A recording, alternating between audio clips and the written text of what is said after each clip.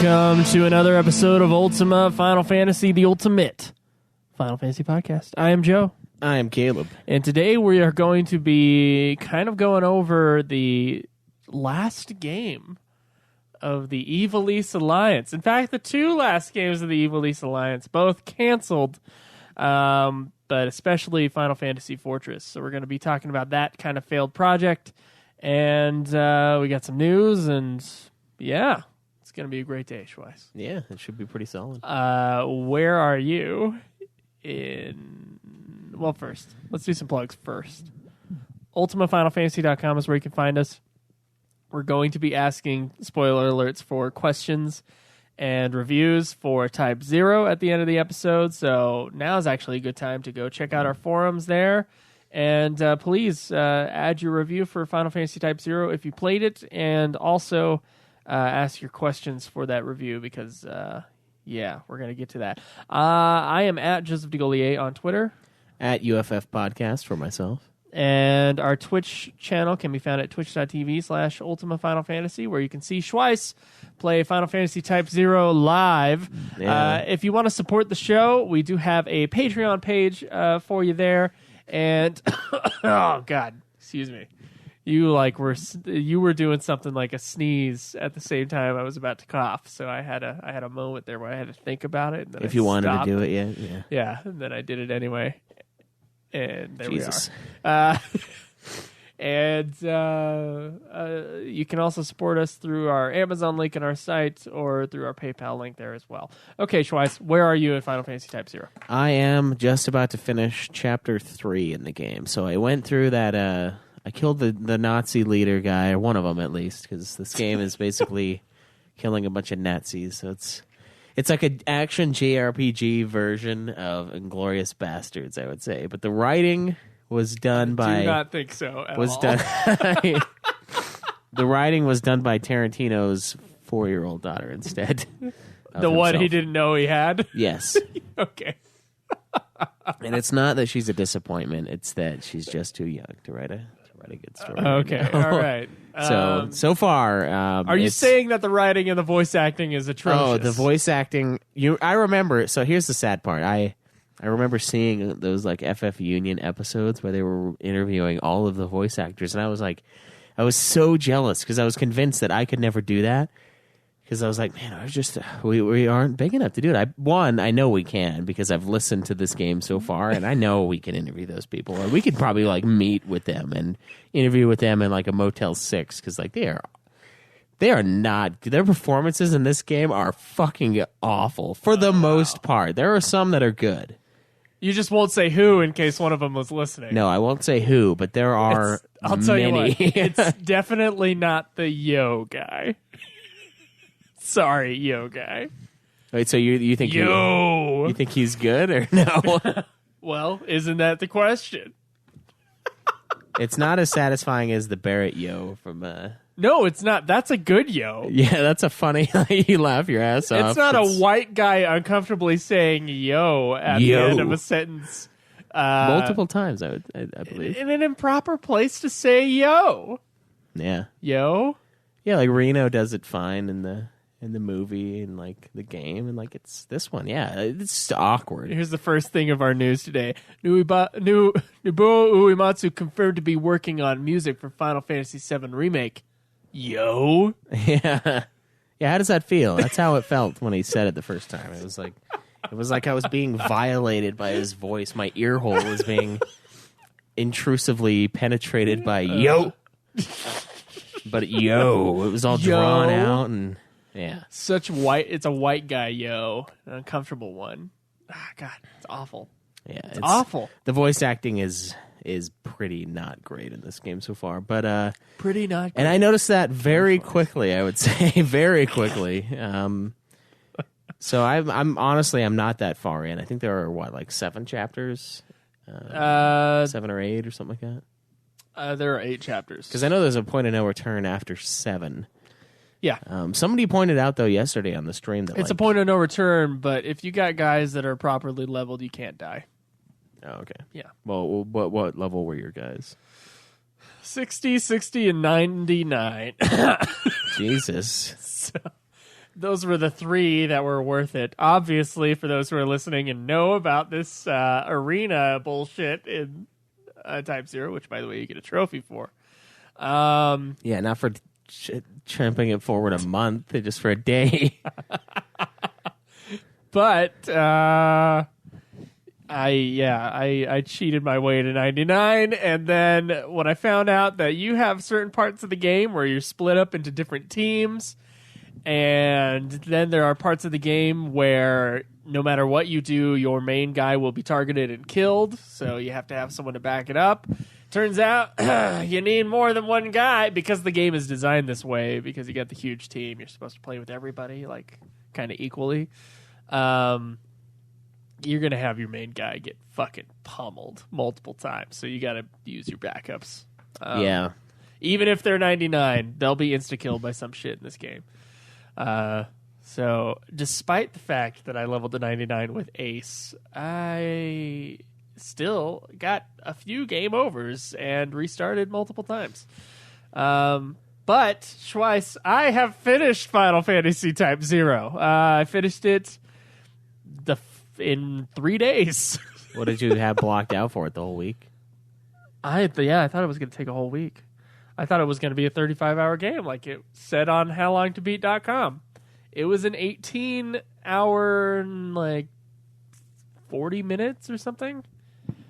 That's all it was for me, and I took 3 big days.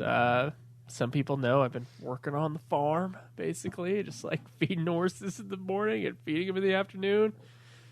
No one's home. I have nothing to do except for my own projects.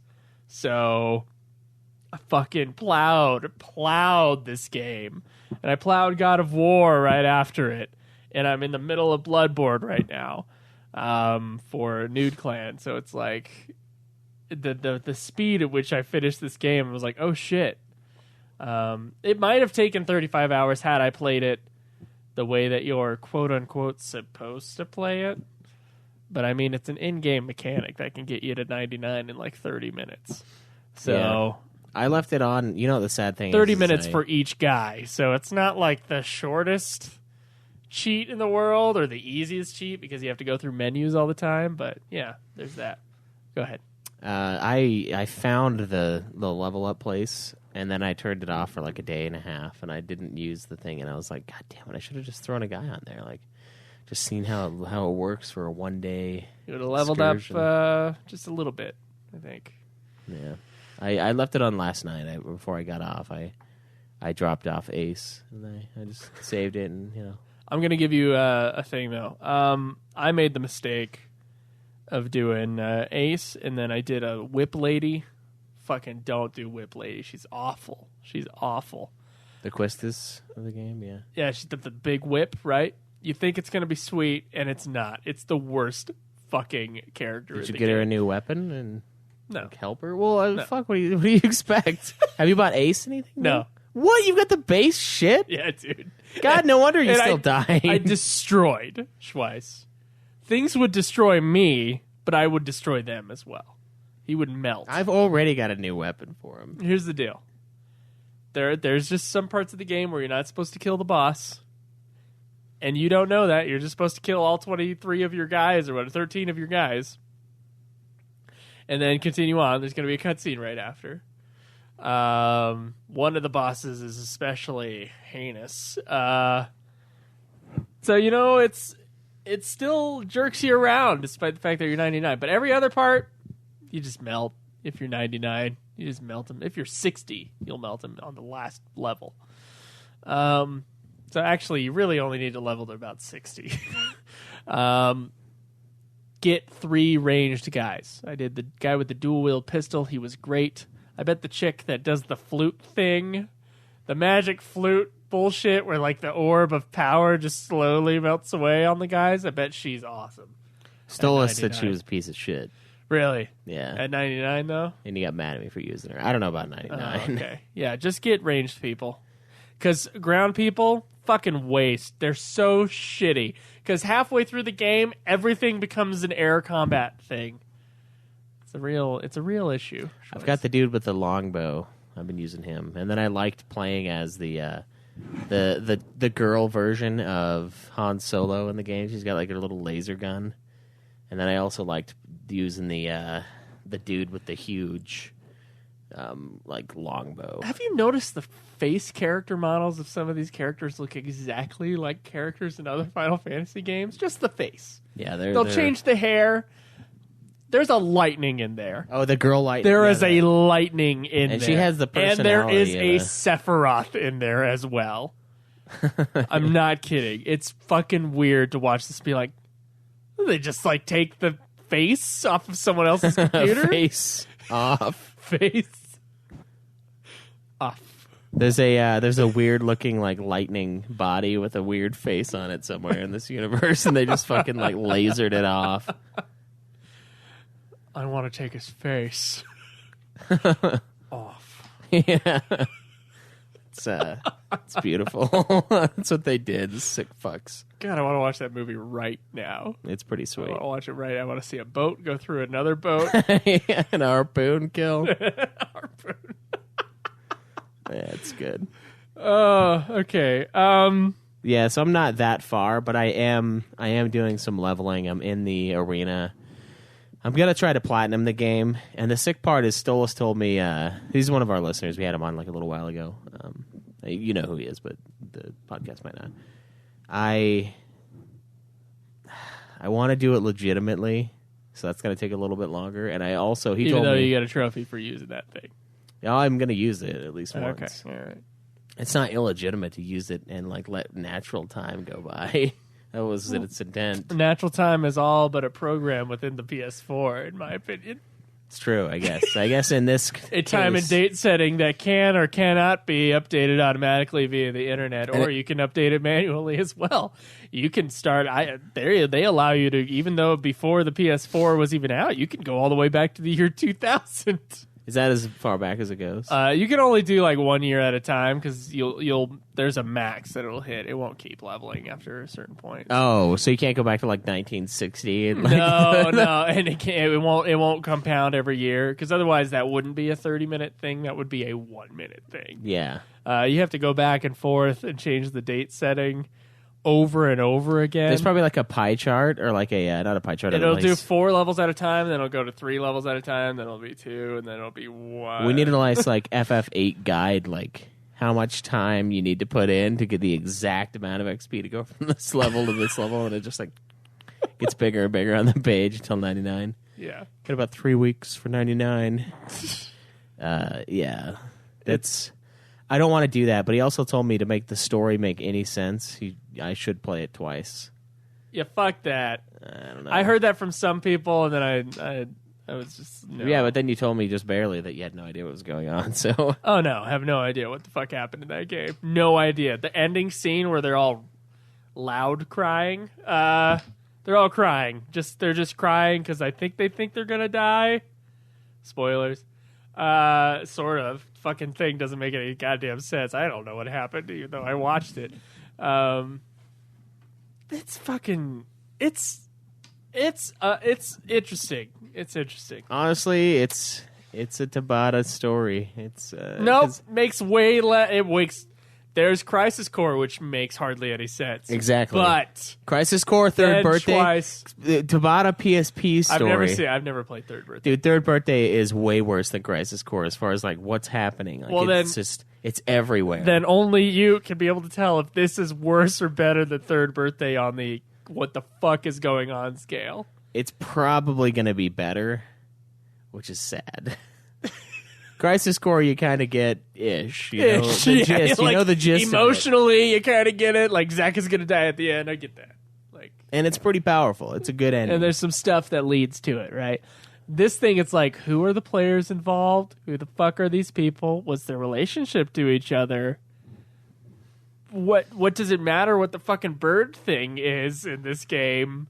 And why is everybody crying at the end? That's the dude. And here's the funny thing about... Oh, don't worry, Chase. We'll read the synopsis and the plot. Don't worry. We'll read this just like we did with Vagrant Story, which is also a plot that on first playthrough... What the fuck happened there? No idea. And then we'll read the synopsis, and then you guys will be like, I don't know what they're talking about. I guess I'll listen for 15 minutes while they go through this thing, though. That's what I'm guessing. Yeah. You know, we get shit when we mess up on the big ones, but we don't ever get shit when we probably mess up all the time on the little ones because nobody knows. It's like FF11. It's like, I know Crititol knows we made mistakes. He's the only one on the fucking planet who knows that we made mistakes. Yeah, because Bandrum just probably he skipped the cutscene. Yeah. Oh, that's right. Yeah, he skipped every fucking thing in the game. Because I would remember we'd get done with a cutscene and he'd just be like running around us, like super impatient.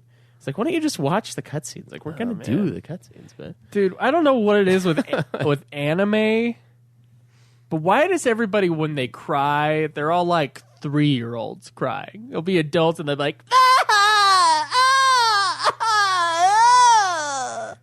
and even though it's an English dub, so it's not like, well, I guess all the Japanese are just really loud criers. They'll take it over to the English dub and they'll do the same shit. So everybody is a fucking loud, waily crier, and I'm like, I don't know, maybe because I'm me. I find loud crying to be incredibly uncomfortable. And also, I don't do it. I don't loud cry. I haven't done that since I was a very small child. Yeah. Do you loud cry when you cry, Schweiss? I don't cry, so no. But how many adult men, nay, teenage kids, do you know who are loud criers? I don't think I know. That do not have Asperger's or are autistic or something. Because I do know a kid who had Asperger's that we were friends with that got hit with a basketball and he wailed. By the way, super uncomfortable. But, there's nothing he can really do about it. But at the same time, it's like, what other... Schweiss, tell me. Have you ever seen a grown man cry out loud? No. No. No, not really. Yeah, they should hire me to do the voice stuff for their XPSP port. That's honestly, yeah, it is, and that's why it's always so annoying because it's like, one, the quality in the game so far of the voice acting is not great, and then two, they have to do their little noises all the time, and it's like, yeah,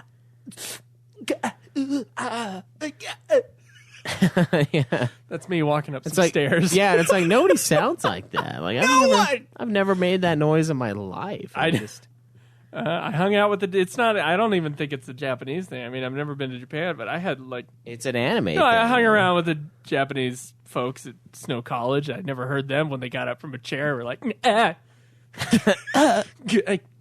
like, what the fuck is this thing? Can we stop whatever this is? Yeah, everybody make an anime. Stop. It's just weird, yeah, and it kind of takes you out of the moment because it's supposed to be this big, painful experience, and then you're just laughing at it because it's just ridiculous. It's like Arnold falling into the cave when in the cave in fucking Conan the Barbarian. Yeah, when he's rolling, it's like I laugh at that because it's just so over the top. He's just no. And it's supposed to be like this big thing, because he finds this sword of his god, and it's fucking huge, and it's just he's just laughing. I'm laughing at the way he's fucking crying out in pain because it's terrible. It's ruined stuff. I don't know about him. That could be a normal thing. Oh, I'm sure it is. Yeah, he doesn't know what pain is, so he just has. I know what it is. You cry. Even when that kid's crying, he's not like yeah. He just I know why it is you cry, but it is something I cannot do. Yeah, it's harsh. It's harsh, but and it kind of does take away from the moment. It's something that a lot of anime, really high, hyper anime stuff does, and it's weird. Well, let's add voice acting to Final Fantasy VII, right? Yeah, it'll improve it so much. Yeah, yo. But it's a terrible anime trope, and it needs to stop.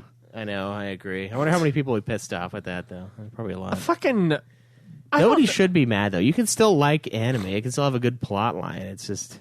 yeah, it's just that stuff is weird. I don't understand it. It's just random. It's awful. Awful. And if you're a loud crier, by the way,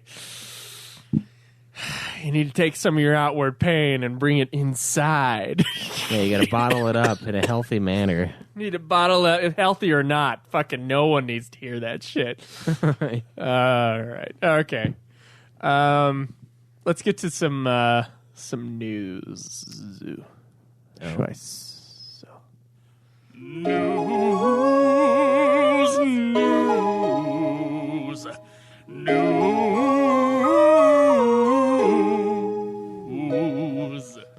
Okay, first up in news, I guess Nobuo Uematsu is confirmed to be working on music for Final Fantasy VII's remake. Oh, so he's going to work on his own music, I guess. That's great. Well, half the time they usually have someone else do it. They might even still be doing that, but I guess he's somewhat involved, so that's cool. Yeah, that's awesome. It's I always kind of find it weird when other people remaster like other people's music. I don't know. I guess it doesn't really matter. I mean, we do it for old bands that are, long dead and shit all the time, so it's still odd though. It's like it just seems strange. So this is when they're remastering those like NES tracks. I mean, that was like 8-bit sound, and they're usually expanding it to something a little bit more instrumental sounds to it, different kind of soundscape. So it kind of that's all sort of based upon. It was for the other FF, the updates for FF. That's not Nobuo Uematsu choosing the instruments or whatever. It's someone else. Yeah. Even though it's his melodies and stuff. And so I guess it doesn't really matter in that sense. It's just different instrumentation and then some other little things added to it. That's usually what happens. But I guess he's involved in this one, so that's cool. Yeah. Jesus Christ, man. I don't know why I'm coughing all the time. Final Fantasy XI developers, they put out some screenshots of the mobile version that we haven't heard a tale of for like 2 years here. Yeah. Of Final Fantasy XI, which if you scroll through the next tab you got there, you can see some. Not that tab, actually. Sorry. You can see some screenshots. Oh, wow, for you're the right. Final It does Fantasy look 11 better game. on the fucking phone than. It looks like fucking substantially great better. It looks like a PS3 game. I didn't think it was going to look that good. I thought it was going to look like shit. Didn't we get some early screenshots where it looked like shit? They were a little cartoony, yeah. Yeah. This is great looking. Man, so Final Fantasy XI mobile. God, I know looks that awesome. place. Which Oh God, I know that place too. it looks so much better than fucking the computer PC one. yeah, which is crazy. I mean, I guess it did come out in fucking 2001, so or 01 or 02, somewhere around there. So it is fucking old. Yeah. That looks pretty cool. I think that's a good way, probably a pretty good way to play the game when it comes out. I used to kind of look down on all the people that would tell me they're just going to wait till the mobile game comes, but Yeah. maybe now maybe it'll be the real way to play it. I don't know. So there's an article on Siliconera that has some highlights from the Famitsu article where they interviewed the people who were behind FF11, if you want to kind of go through those. All right, so we got some highlights. We're only managing the PC version. The team's size has shrunk, and the remaining staff felt that the World of Vana'diel would die if they didn't continue working on it. Okay. So since the development cost for MMORPGs is higher than what most people expect, they wanted to make it clear that they will not turn to crowdfunding. Okay, so they're going to pay for it. Yeah, as they should. They mentioned doing a Final Fantasy XI offline version, and I guess they're going to have to repair and basically rebuild everything from scratch, and it's going to be really expensive if they did that. So they're probably not going to do that. That's what that sounds like. They are planning on adding more to the story, so they're gonna. We played to credits twice. But I mean, if they make more, We played to credits. The problem here is if they add more and it's at the end. I doubt we can log in as our regular people. No, on, you don't the think on our version. mobile version we'd be able to transfer everything over? If we could, then it wouldn't really be a problem. But I don't think that they're going to let us. I don't know. I doubt it. But they might. I don't know. I don't know what the fuck they can do. So they're going to expand on endgame content and master trials. Never did any of those. And they plan to share more later and hope they'll be able to talk about it soon. So, yeah. Interesting. It's More mobile stuff on the way. we're for a couple finally getting some more info on it. You're right. It's been a long time, and the last thing I saw on it was those chibi-ish character models, and I was like, I don't know about this, but now it's kind of starting to look great. So, all right, that's interesting. Another piece of news is that Square Enix has a new Final Fantasy website for news. It's just FinalFantasy.com. Oh, nice. It's a nice, shiny, brand new site. So go check out that for your news on Final Fantasy. Yeah, I think we got one more piece or a couple more pieces of news there. Okay. Yeah, website launch. Final Fantasy Portal. Oh, yeah. Okay. So we got this piece of news. This is interesting. During, I think they're doing like a Final Fantasy 14 patch dealio. And I guess during the announcement of this patch, they let loose an image of a now defunct Final Fantasy Tactics 2 project. So not Final Fantasy Tactics Advance, not Final Fantasy Tactics Advance 2, Final Fantasy Tactics 2. Oh, wow. And some kind of screenshots were released for it. Apparently they had another company that was working on it, and it went through some problems, and they had to get rid of it. But yeah, that existed. Didn't know that. Wow. So Sakaguchi was planning a Tactics 2. It looks really interesting. It almost looks like Civilization right here. Yeah, it's got the hexagons. Yeah, we got the hexagons. We've got our main character, who I assume is Ramza here. Maybe. It might be a girl. I don't know. It's a chick, yeah. Looks like they're fighting. There's nothing on the battle system whatsoever. There's just two characters standing next to each other. One's been damaged, and they're like talking shit, I guess. So we don't really see a whole lot, but it's got that anime style that shit. What's the version I played? War of the Lions. War of the Lions sort of thing going on there. Yeah. With the anime. Fuck, yeah. Tactics 2, huh? Well, I feel like we got Tactics 2 anyway with Tactics Advance, to be honest. But I guess this is an actual direct sequel as opposed to... yeah, I assume this was probably Fever a story Dream sequel, but maybe other people know more about it than we do. But this, I didn't know about it, and it popped up in Shinru's feed. So thank you, Shinru, for all the news. Really appreciate it. We might have one more piece. What is that? Oh, never mind. That's Fortress stuff. Okay. Well, Schweiss, that's it for news today. Let's talk about Final Fantasy Fortress. Let's do it. Okay, Schweiss. So last night you asked me what our episode's going to be about today. I did. And I remembered long ago, in 2014, when I looked at a Wikipedia page article that was one paragraph long, and then Shinru said, "Are you ever going to do a thing on Final Fantasy Fortress, the canceled video game?" And I said, "Yes. One day when we are finished with all of the Evil East Alliance games, we'll get to it." And within that time, Schweiss, between 2014 and now, the amount of information that has been released on Final Fantasy Fortress has just gone crazy, including a GameSpot series of articles talking about the making of the game. So because of how huge the topic was, and because I didn't expect it to be so huge, I did not do some like giant write-up for it. But I did read the GameSpot articles. I did read a couple other articles that were just saying the same thing. Then I realized, you know what? The Wikipedia page pretty much has it covered.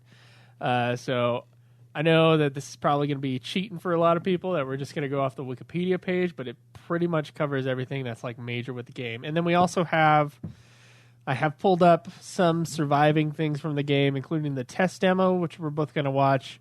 And then we're going to listen to at least a portion of of a track that was from the game, a music track that was from the game. Okay, it looks like this game was initially being developed by a company called Grin. Yes, a company called Grin, which is a Swedish game developer. It was directed by a guy named Ulf Andersson, and they devised this concept for a game, like a Nordic-type game called Fortress. which began kind of pre-production in 2008. And they shopped it around to a whole bunch of different companies. And eventually, Square Enix was really interested in the game. They had liked one of the games that they had done before at this Grin company or whatever. So they said, yeah, let's do it. And can you guys make it a spin-off of Final Fantasy 12?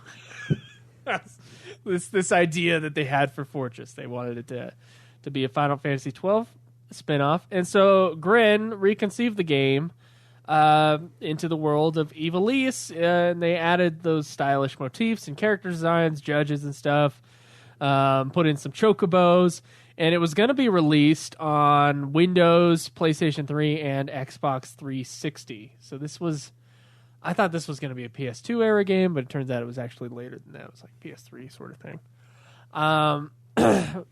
So the premise, according to Ulf Anderson, who was also the scenario writer, I'm just going to read this straight up. The story was set several years after the events of Final Fantasy XII Revenant Wings, the classic game that we all know and love. Of course. The plot revolved a magical fortress designed to defend Ivalice from a being known as the Sea King Leomund, who rose every 10,000 years. Sound like sin a little bit? Yeah. Only it's 10,000 years. Somehow people remember this. It rose every 10,000 years to attempt to conquer the land. During his last attempt, he was slain, and his crown was lost in the fortress. Though the myth is mostly disregarded, the story is believed by Bosch von Ratzenberg. Oh, my God. Yep. Now serving as current Arcadian Emperor Larsa Salador under the name of Judge Gabranth. So he's Cloud now. He's taking his... Yeah, it's weird. Marching to the fortress's location, he and his forces would have needed to fend off the forces of Leomund, who seek vengeance against the killer's descendant, Queen Ashela Mrangna Dalmasca. A central character plot was to be a romantic connection. This is fucking weird. A romantic connection between Bosch and Ash that would fade as Larsa and Ash. What? He's like a boy. I know! As Robin Larsa and Ash grew closer, and Bosch became entrenched. I mean, it's awesome for Larsa to It is fucking excellent. It's really shitty for Bosch, though. He's like, come on. Are you serious? The kid? He wasn't even a real party member. He was a guest. Yeah, that's fucking nuts. And how old was Larsa supposed to be? I know that they put ages in Square Enix. The ages are fucking bullshit. Whenever you open up that pamphlet, you're like, what the fuck are they talking about? Bosch is 27. I think he's actually in his 30s. You think he's in his 30s? I think so. I think he's like... How old was Ash supposed to be? 32. Do you remember? I think she was like 20... Okay. 22 or something like that. Guess what? Don't give a shit.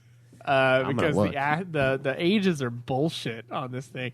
So I'm wondering if Larsa was only like 5 years younger than her, and then it's like seeming like they're decades apart, basically. I don't know if it's one of those type of things. What does it say on the Wikipedia? Oh shit, he's 12 in Final Fantasy 12. He's 12 in Final Fantasy 12. So How she's old at is least she? 10 years older. Oh, Jesus. Hold on. Then it's going to say she's 17. What? She's 17. Oh my God, what? Yeah. That's not that. I mean, that's kind of weird, but it's not that. Are you fucking serious? She's not 17. No, there's no fucking way. Fucking Square Enix and their ages. I don't care. I don't care if it is canon. She's Fuck like that late shit. 20s in real life. Probably maybe mid 20s at the earliest. She's 20 in Revenant Wings. That doesn't make any goddamn sense. 20. Yeah, that's ridiculous. Who's doing this kind of shit when they're 20?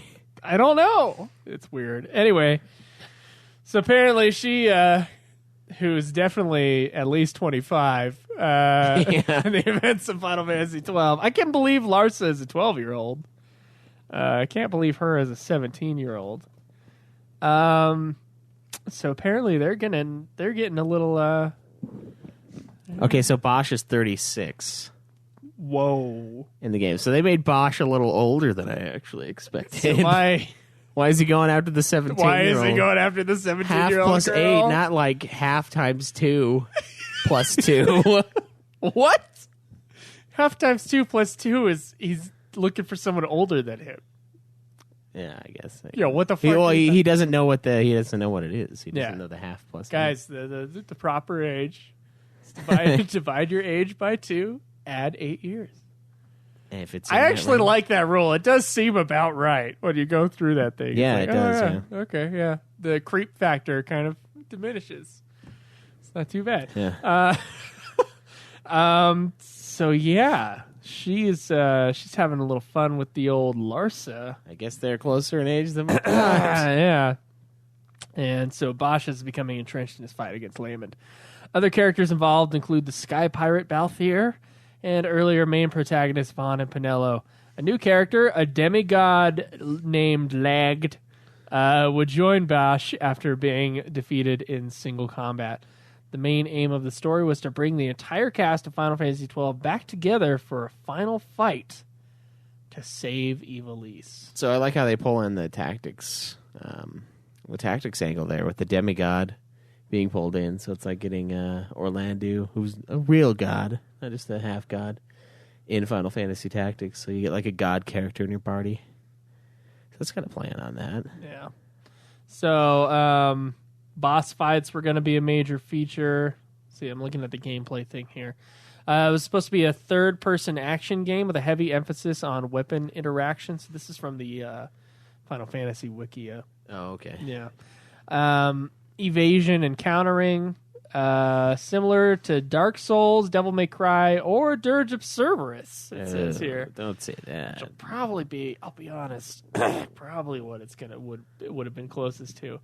A leaked design document shows a number of possible interactions between the player and the enemy, including ways to disarm the foe or take advantage of weaknesses in their weapons or fighting style. Sound kind of familiar? So there's the document right there. I'm showing him on this. This is on the Oh, yeah. So it does page. kind of have a Vagrant Story sort of a feel to it. Yeah. So enemy with flail weapons, Rayleigh Mage, swing constantly, same for attack direction. So it shows kind of the enemy's thing and then what you're supposed to do. So if this connects, then this happens, yada, yada, yada. So the players could interact with other characters, make decisions to determine the flow of things. So that's interesting.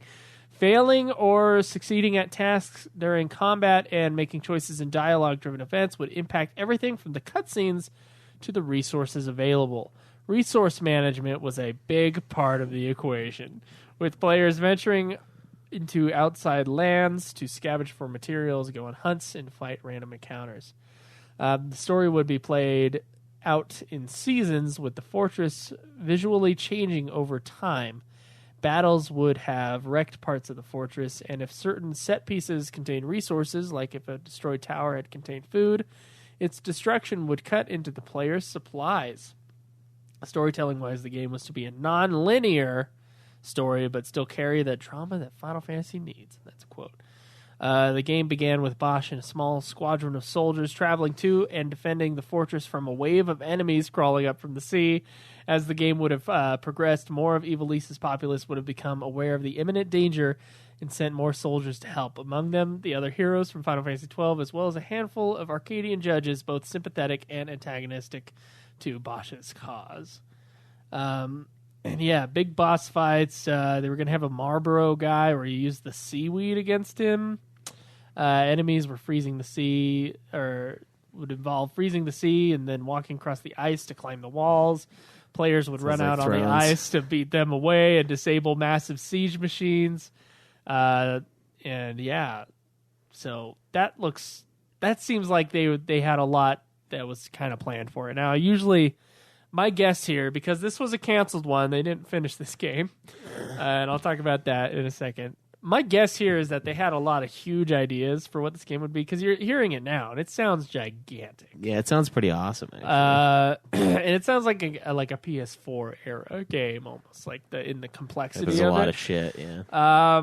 So I'm not sure if it would have been that big. Like, I'm not sure about that whole, you do this, and then the resources change and stuff like that.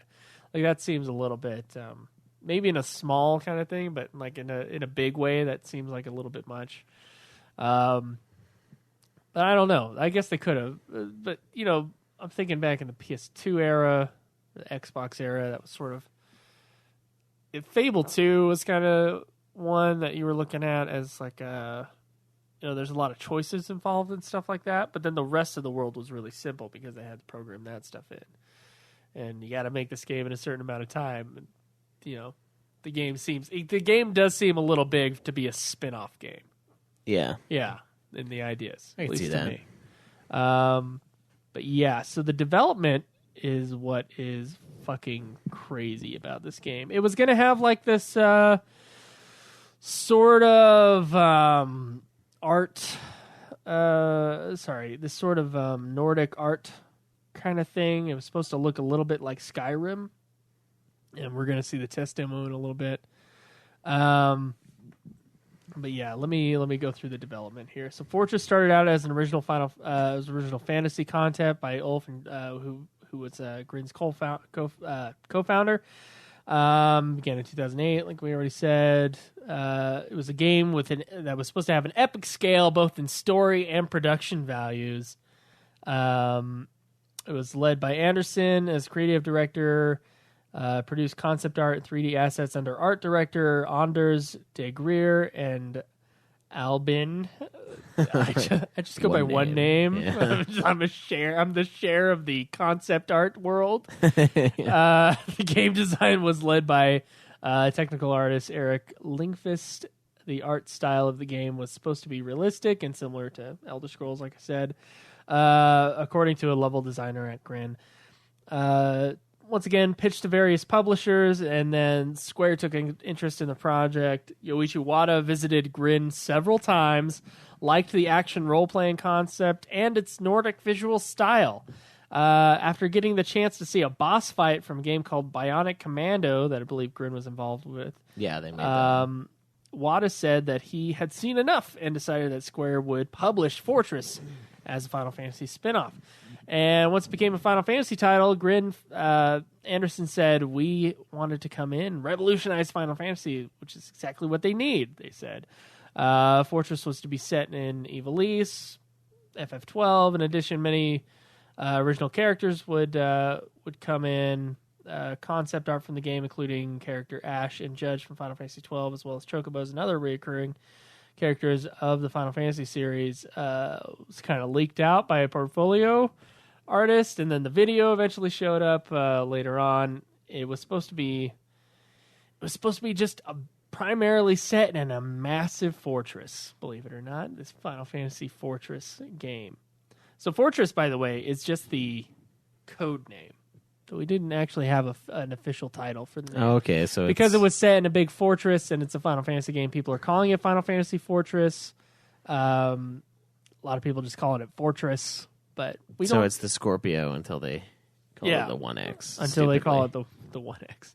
Or the Nintendo Revolution until they call it the Wii. Yeah. Wii is okay. Wii U is not okay. Wii did not sound good when we were calling it the Nintendo Revolution for a year. Wii sounded fucking stupid. Still kind of does. That it kind of does. Yeah, it's kind of ridiculous. You want to play my Wii? I want to play with my Wii. Yeah. All those jokes. All of it. True, all the time. And over and over. So yeah. The game was divided into 7 chapters, starting at the gate of the fortress, leading up to the top of the stronghold. Is this like a Helm's Deep situation? Or it's just like they keep on coming in levels and we got to back up? That'd be pretty sweet. Yeah. I think that would be pretty sweet. And then music director Eric Thunberg was responsible for the game's score, including a track that features a rearrangement of the Prelude theme from the Final Fantasy series. And we'll play a track here in a second. And then it was all canceled twice. And then it became legend, and legend faded to myth until people started fucking talking within the last 2 years about like what happened here. So Square Enix was supposed to pay Grin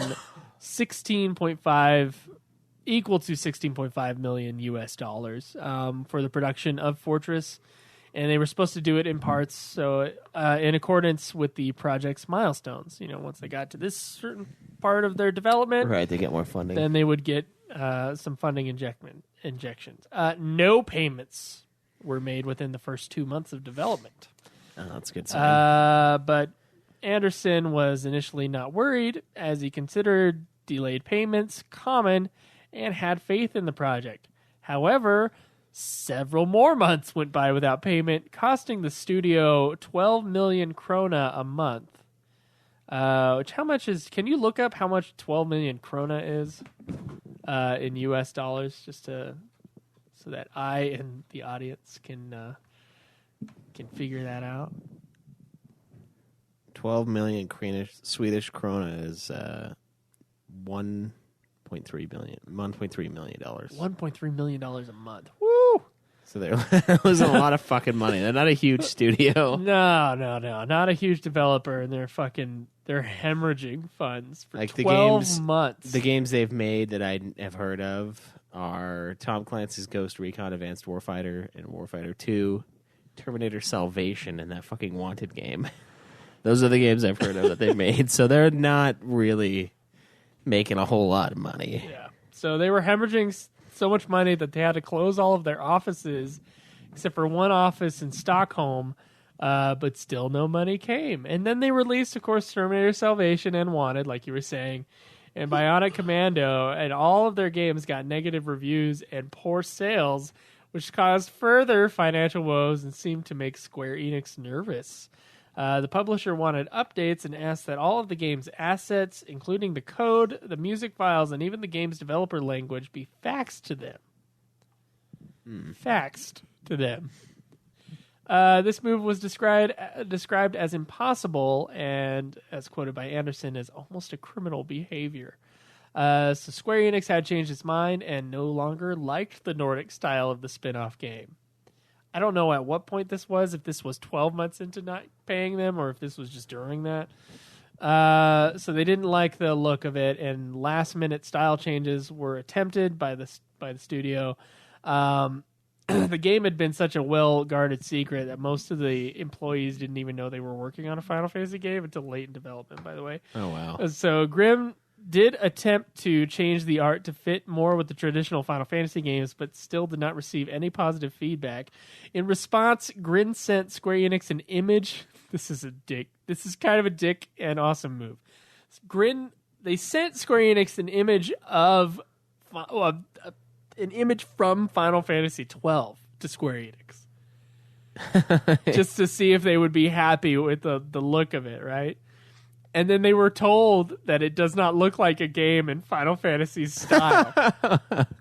Following that exchange, Grin came to the conclusion that there was no longer any way to satisfy the publisher. That's funny. The guy's like, give me a fucking NPC from Final Fantasy 12. Just some random guy. I want to send this shit to these people and see if they're going to fucking send it back. They're trying to make them so happy. Oh, man. So in early August 2009, a call was received from Square Enix telling them that no payments were coming. 12 months of hemorrhaging funds here. So Grin's founders considered suing, but had run out of money, leading them to stop production after 6 months of work. Furthermore, Grin ceased production on all of their other projects and declared bankruptcy due to Sweden's severe laws against operating businesses under a debt load. Which is interesting. Didn't know about that. So one of the 3D artists who worked on the project stated that he had only found out about the game's cancellation in August. It was like a punch to the belly. This was our last chance to get on track again. The developer closed its offices in August 2009, stating that delayed payments from too many publishers caused an unbearable cash flow situation, and referred to Fortress in a farewell note as an unreleased masterpiece that they weren't allowed to finish. According to the bankruptcy papers, Square Enix felt that the development goals for Fortress had not been met in a satisfactory way, whereas Anderson claimed the contrary, arguing that the milestones initially set up with a producer from Square Enix had been met. Grin stated, Mraz, who I don't know who that is, stated that Grin seemed to have ignored Square Enix's request for changes, and the Final Fantasy franchise was too important to overlook this behavior. That's crazy, huh? None of that information, by the way, was out when we started this podcast. I know, because I was considering doing an episode on this before. Isn't that nutso? Yeah, it sounds like Square kind of fucked him.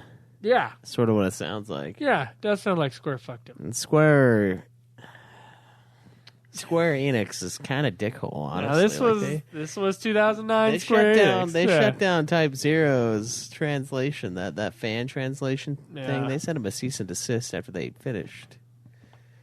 It wasn't a secret that they were doing this thing, and then they port Type Zero to PS4 later to make it like this is ours now. We're gonna port this game. Like, they're not exactly the friendliest of people, to be honest.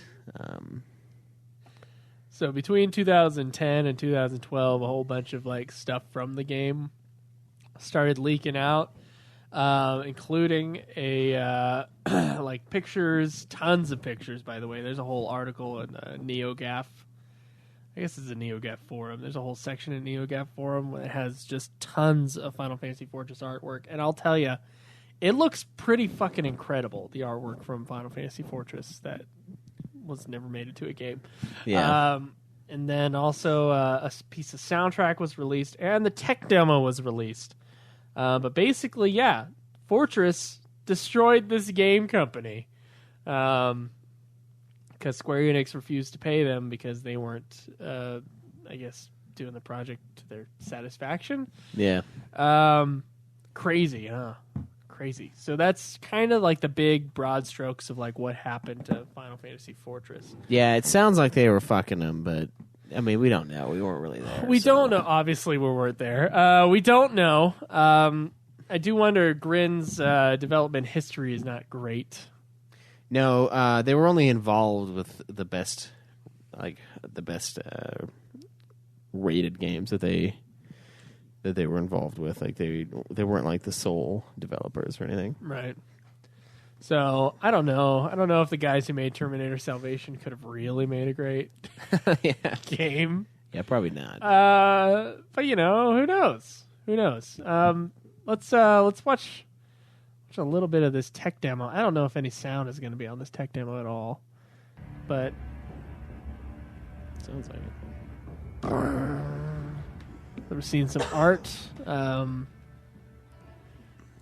It's like trees. So it's a fully 3D environment with the character in the middle of a forest. It looks pretty good. Yeah, it doesn't look bad. Is in a desert environment as well. He is floating about 6 inches off the ground, which is interesting. Yeah.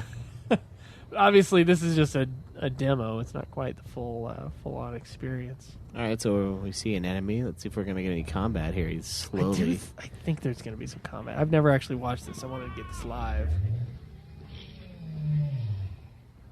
So we got one of the Ents from Lord of the Rings talking. Looks like our main guy. Our main guy just got clobbered and fell onto the ground. The detail in animation is higher than FF12, I would say. Oh, yeah, definitely. Yeah. This is a tech demo, so it is meant to show off. Don't dig the camera work. The guy just keeps dying. He just keeps dying and falling onto the ground. We get some chocobo riding. riding. Hey, here. we get a chocobo running through the forest.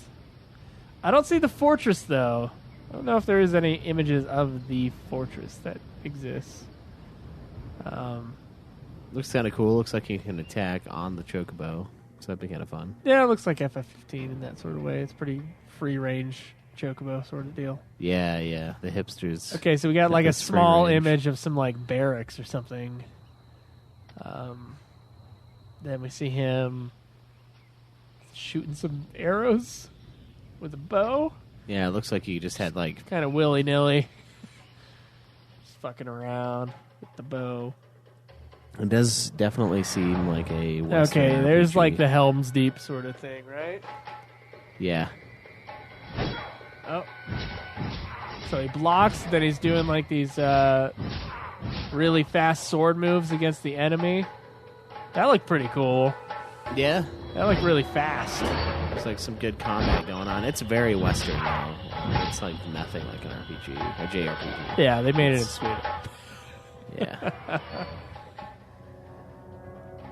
I guess from that, it doesn't really look like a Final Fantasy game at all. Yeah, that's not really. There's not really much there. No, there's not Tech much demo. there, but it's just a tech demo thing. But you got to hear this music though; it's pretty cool. So this is a 7-minute track. We're not gonna listen to the whole thing, but just kind of like let it go because it's a Slow build. it's a good track from what I remember. I don't. Why is it stop? Is it not playing? Oh, you know what?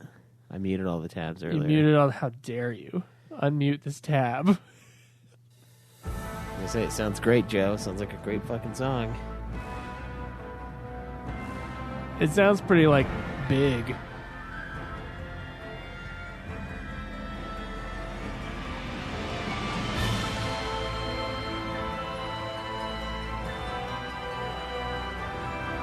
Yeah, it sounds pretty good actually. Yeah. Better than some of the shit that Square's actually not coming to life. That Stormblood song.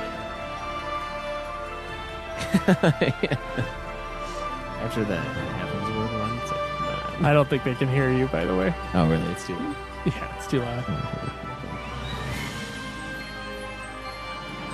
Oh, that kind of feels like FF12, that kind of weird change there that it just had.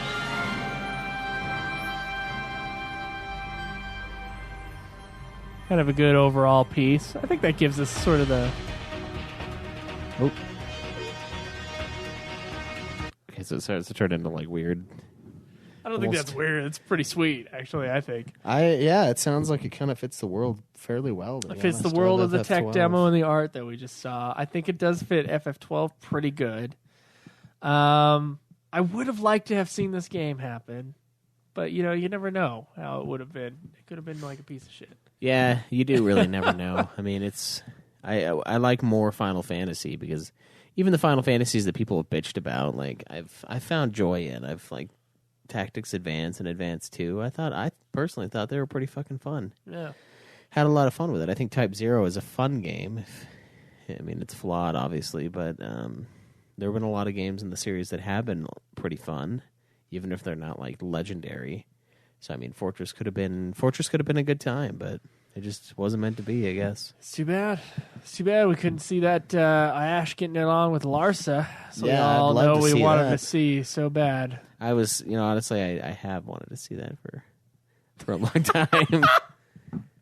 She was 17, he was 12, right? Yeah, She was 20, and he would have been 14. 15. 15. So it'd be If pretty. if they had the same birthday. If I were 15 you and I were had a 20-year-old 20-year-old girlfriend, I'd be like, "Fuck yes, man." yeah, but then if you were 20 and saw someone with a 15-year-old I'd be like, "What the boyfriend, you'd be fuck like, is "What?" wrong with you?" So it is tough. It is tough. Because yeah, you're right. I would say that. I'd be like, "Are you fucking nuts?" That's that old perspective thing. It's like, oh, I do wonder. There was a girl at my work who was dating someone. She was 17 and he was 21. And that was weird for you. And that was a weird thing for me because I'm like, she's not 18. Like, to me, it's like, she's got to be 18. Because if you guys have sex, this is illegal. Yeah, I think it's like 19. Yeah. It's a 1 year difference. Yeah. Yeah, 19. You can have sex with a 17-year-old at 19. Like, that's your, like, max. Kind of like, you're not going to So it's weird to be in a relationship, period. I with would someone call like it that. fucking gross. And Well, it'd be even worse in this case with Ash. Substantially worse. About 2 years worse of. but I just thought she's still with that guy. Some friends with her on Facebook. And so now she's in her 20s, right? And I'm just thinking, does she look at that and then like see a 17-year-old one day just like pass her? Does she think for a second like my boyfriend was a creep? Like, is that ever the perspective that she's ever gonna have? I would hope so. Because, like, She honestly, probably wouldn't stay with him if she ever had that realization. you know what, dude? I hadn't, and this is something that we've talked about before. Like, with like Tobey Maguire, and everyone's like, I'm like, yeah, he seems like he fits high schooler, but he really doesn't in that first Spider-Man movie. Like, I've been around people because my girlfriend's siblings are like in high school, and I've seen the people that they're around, and I'm like, these are like babies, these are like children, and like Tobey Maguire does not look like a child at all. He looks like a well-aged like 24-year-old in that movie. Like he gets 8 hours of sleep every night, and he doesn't have to worry about anything. Like he just looks like a normal dude. Not too much sun damage. No, not too much sun damage. Not like he looks fine. He does not look 17. 17-year-olds look like fucking children to me. Yeah. And it's like, so yeah, it is weird. It is weird when that happens because it's like it's a child, man, and you're like not a child anymore. Like, how's that not odd to you? Like it's fucking weird. It is. We also live in Utah, so like there are different standards, and not everyone's like super dolled up, so they look older. So it's like, I don't know. I don't know what you're referencing. Well, I'm saying like a lot of like teenagers now, like a lot of them wear a ton of makeup, like the Hasn't it always been that way? No, I don't know. See, I think they wore more makeup when we were in high school than they do now. They probably did, actually. Yeah. Yeah. It was all like emo makeup, but yes, it wasn't. Which is a lot of fucking makeup. Mostly around the eyes. They just look like raccoons. But yeah it's because I was brought up in that time, I like the raccoon eye look, and I realized I'm just going to put my head down and just pretend I don't. I like to look like I just punched him in the eye. I do, yeah. It's kind of what it is. Like they have just the deepest set eyes, imaginable, and they're like at the back of their heads. Love it. See the hole. Love it. Yeah, it is weird though, and it's so weird because I'm like, how could you do that? Like it's a kid, man. It's a kid. It's odd, yeah. It's odd. So fucking Bosch, sick bastard, right? Bosch, that age difference is I didn't realize it was that much. that's a lot. Yeah, that's a lot. Okay, so he's 34, so it'd be 17. He was 17. 25 is his gap. So he's 25 is where he's allowed to be. He's a little high. Yeah, he's a little high. With Fran, I think she's like, in their 60s or some shit in the game, so that's fine. But it seems like a big gap. yeah. So it is strange, but the Ash Larsa thing, though, it's like it's even worse. Yeah, I don't know how that's even worse. It's not worse. Well, he's 12. Because at The least age with difference Ash is and different. Bosch, they're both adults. I think by the time this game comes out, Ash must be. I hope Larsa's. It was a few years after. That's what it said. Revenant Wings. So I bet that Larsa was 18. Yeah, at least. Probably. So I guess fine, whatever. Do what you want, It's man. fine. Yeah, whatever it is in Sweden, I guess they're cool with. Yeah, that's true. That is kind of true. Yeah, we watched that one movie. That what was it? I don't know what you're talking about. It's the one with Armie Hammer. Oh, that was Italians? Yeah, Those were same thing. Americans, by the way, in I know. Italy. I know they are. But Call Me By Your Name. yeah, that's That what movie. it is. Yeah. Crotch grab. Yeah. Crotch grab Peach. the movie. Peach the film. Oh, God. Why do you have to remind me of the peach? Jacking off into a peach, the movie. Yeah. Did you ever try that, by the way? You gonna eat that? No, never fruit. Oh, dude, I thought it was going to happen. I almost threw up in that movie. Yeah, me and Schweiss saw the last year's gay movie. Yeah, Yeah. the Call Me big By gay Your Name. movie. Yeah. Big gay movie. It was good. I liked it. Schweiss liked it more than I did. I think I like Moonlight more now that I've given it time. Oh, the gay movie the year before? Yeah, the year before his gay movie The entry. years before gay movie entry. Thinking about it though, there is good cinematography in that. In both Moonlight? of them. In both. Oh, yeah, in both of them. Yeah, They're both really gorgeous nice looking. movies, yeah. But I think Moonlight's is kind of more Moonlight's- standout. I think Moonlight won the Oscar for best cinematography. It Yeah. might have been La La Land. It should have been if it didn't win. But it also should have won Best Picture too. But Oh my god. Oh man. Me saying fuck. the saddest part, you know what the saddest part about this last year's Oscars, and this is a tangent, but It's it's the movie that shouldn't have won, but like by far. Uh, The movie that shouldn't have won. I love that movie, but it's not. It's not a Best Picture It's movie. not compared to at least two others on that list. I'm like, Wait, which one's like Dunkirk? oh, even Dunk. Yeah, I would say Shape of Water is like lower half of those movies. I think I put it above Dunkirk when I ranked all of them. Okay. Because I Dunkirk's good, but I don't know. It was like a war movie. I want you to watch that fucking the one from last year or the year before. Hacksaw Ridge. Yeah, that's a war movie right there. That's fucking bloody as fuck. Mel Gibson Well, has I've got seen it. Braveheart, so I understand that Mel Gibson loves. Yeah, and you've seen blood. Passion of the Christ. It's like I have Jesus, not seen that, but literally in that movie. But it's it's a lot of fucking blood. It's bloody, and it's great. You know, it was still some good stuff. Okay, But what was sad about the it? one that makes me the most sad is the fucking the script one, like the best screenplay. going to- Get Out.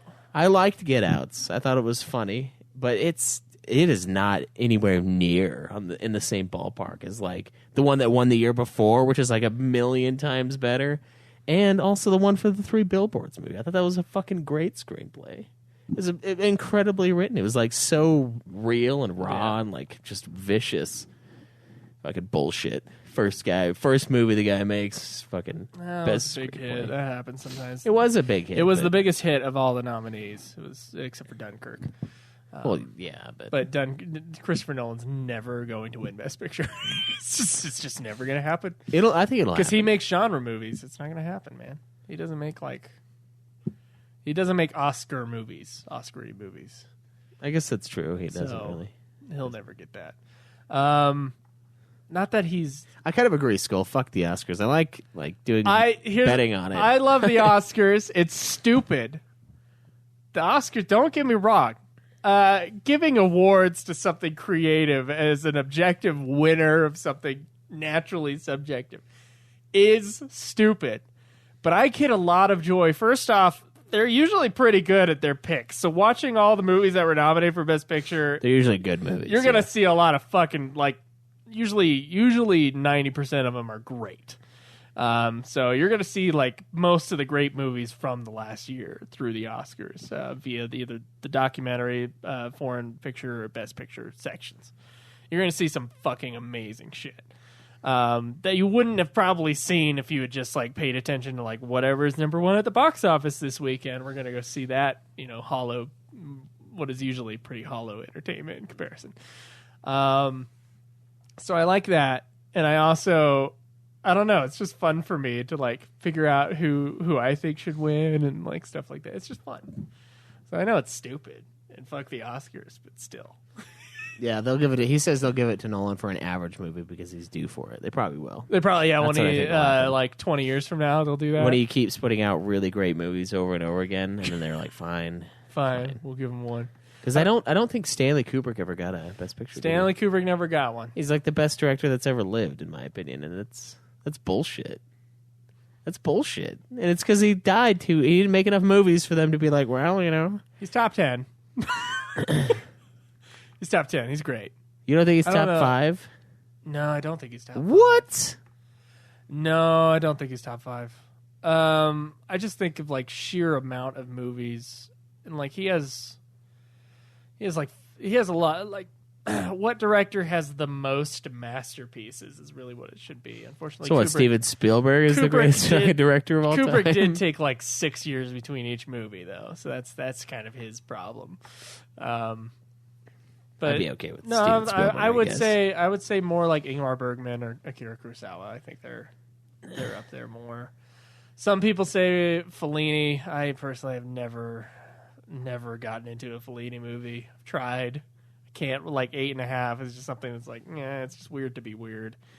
Alfred Hitchcock, I think, is a real good contender for that best director of that's all fair. time sort of thing. That's fair. David Fincher, if he keeps going on this track for another 10 years, I think he's going to be up there too.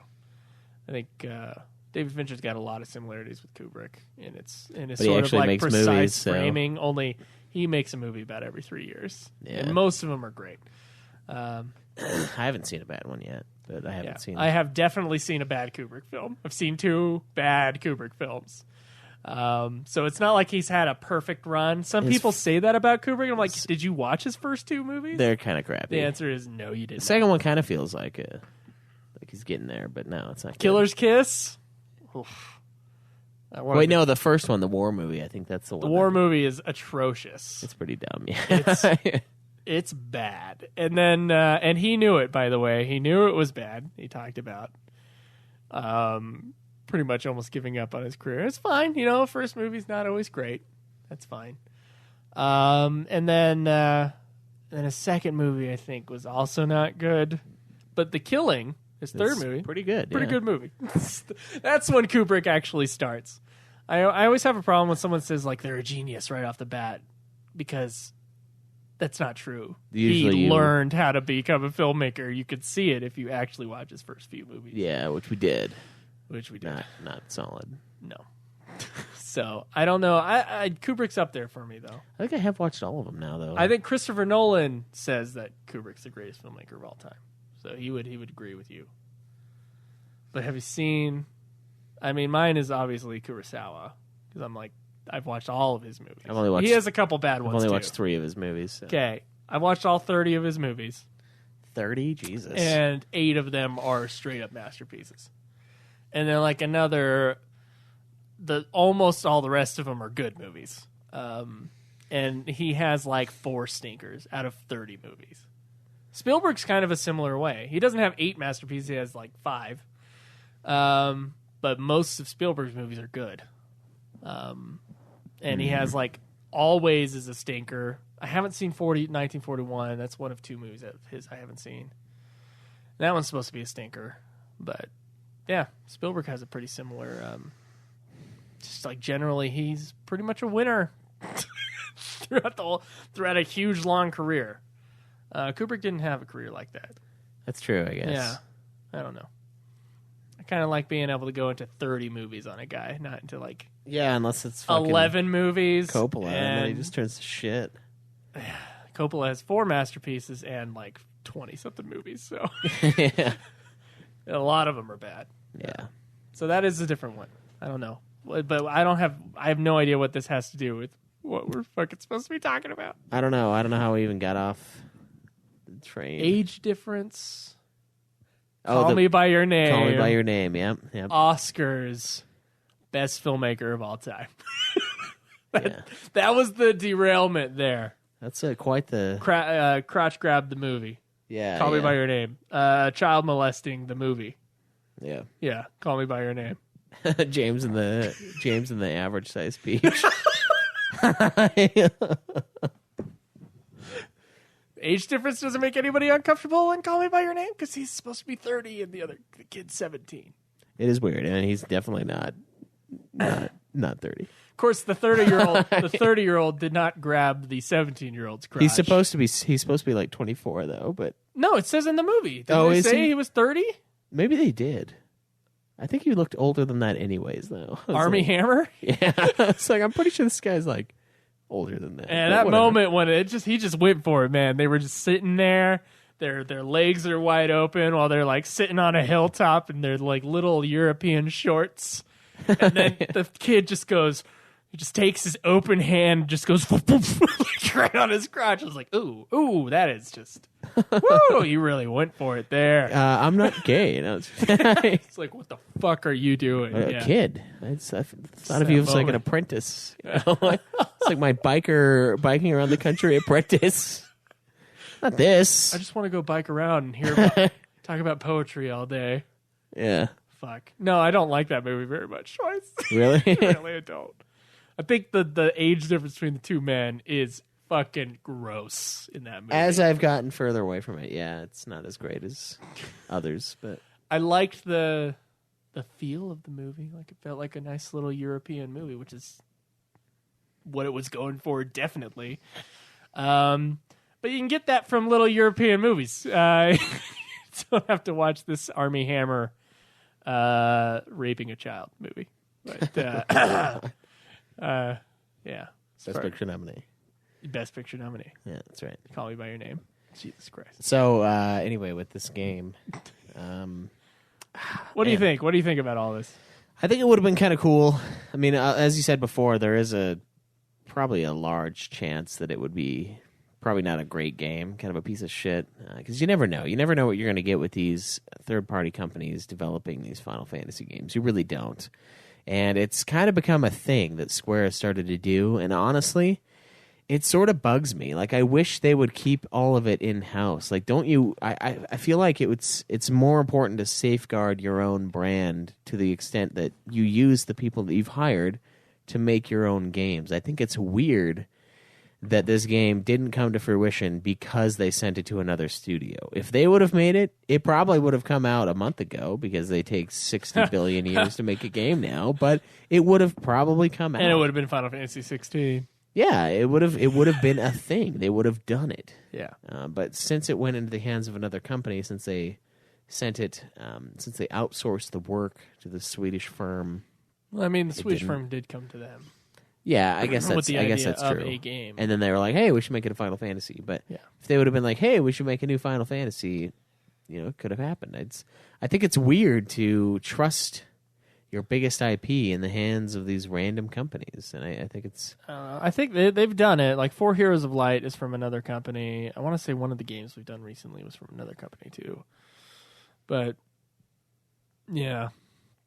I agree. They should probably just develop in-house if it's going to be their big brand.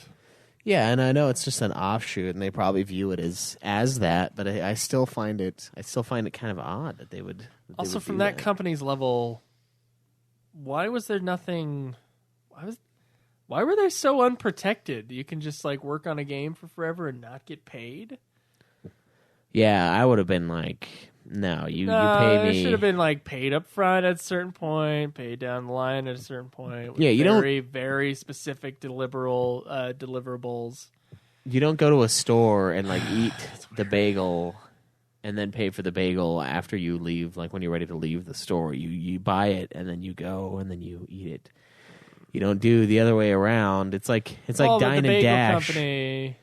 It's dining and running. It's kind of like Subway doesn't make you pay for your sandwich right at the beginning. They do make the sandwich, but then again, it's a sandwich and not a multi-million-dollar piece of entertainment.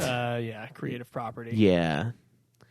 It just seems. It seems kind of unwise to just after the first delayed payment. I probably would have stopped. Be like, we're not going to make this until you guys pay us. We're going to be on pause.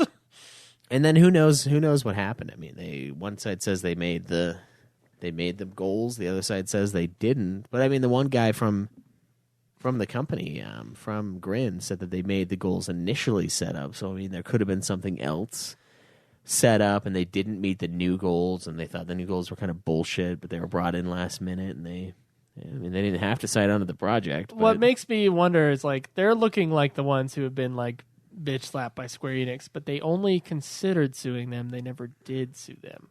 So I'm wondering what was the grounds where the lawyer said, I wouldn't suggest doing this? Yeah, because there are a lot of cases where the lawyer will work for free knowing that they're going to win this case. They're like, oh, we can win this. I'm not going to charge you until we get damages. Sure. So a lot of them do. And in a situation like this where it's all Square Enix just screwing us over, like you'd think they'd be able to get somebody to do that. So me thinks there's something here. Thinks there's like... And Square clearly doesn't fucking care because they haven't said anything about it. They're just like, it just didn't happen, And if they cared, like if it was a big slight against them, I imagine they would like have some sort of response to it. But it just seems so minimal. Like I haven't seen anything from them, and it's mostly just a couple things from the Grin guys, like kind of pissed off about not getting paid. Yeah.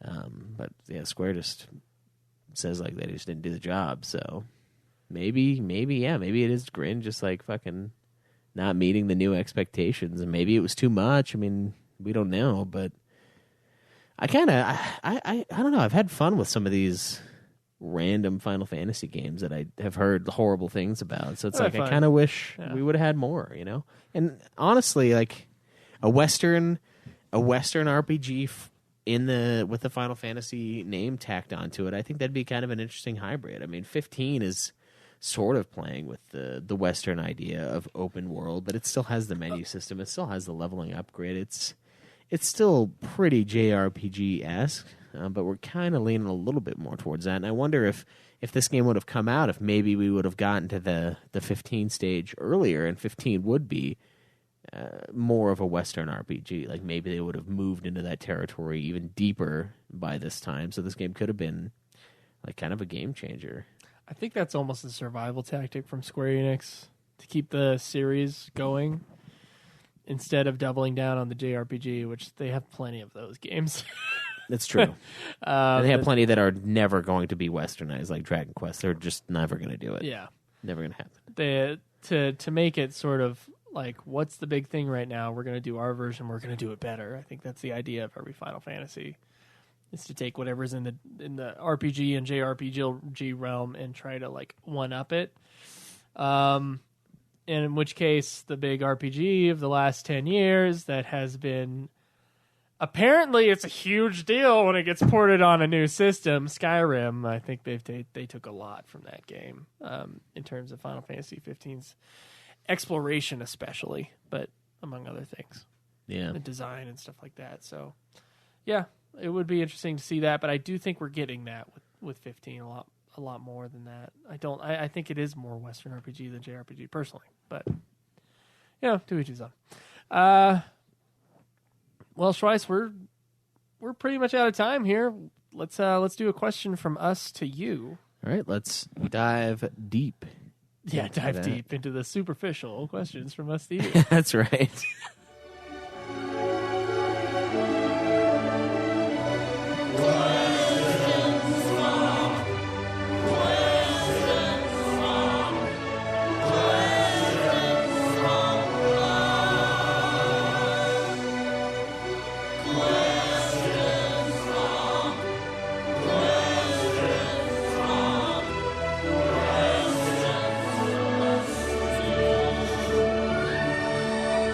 All right, so Schweiss, I am already finished with Type 0. You will be finished with it within the next 2 weeks. No, I'm going to finish it by next week. Oh, okay. I'll be done. Okay. It's not a fucking long game, and I have a surprising amount of time if I don't sleep. So I will do that. Don't we all have a surprising amount of time if we just don't sleep? Probably, but most people just don't realize it. Okay, yeah.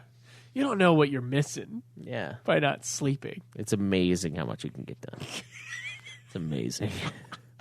You will live less years, but all those years would have just been Asleep. sleep. Yeah. Who wants that?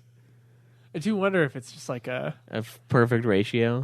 perfect ratio. Yeah, I've thought about that, and I'm like, I bet you it probably is. So, like, I'm like, why worry about sleep then?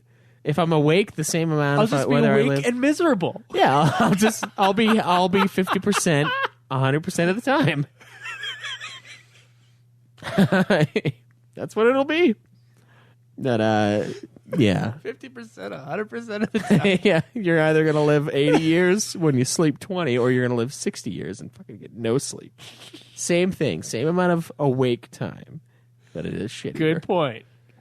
I like that. Can we get some math and some doctors involved? Yeah, let's see if we can prove this theory as correct. So the question from us to you this week, though, guys, will be, since I'm gonna beat the game, what did you think of Final Fantasy Type 0? Give us your questions on the game, anything that comes to mind, final boss, level design, all of that. You know what we talk about, but if there's anything that we might miss, go ahead and bring it up in the question segment. Going to submit that now.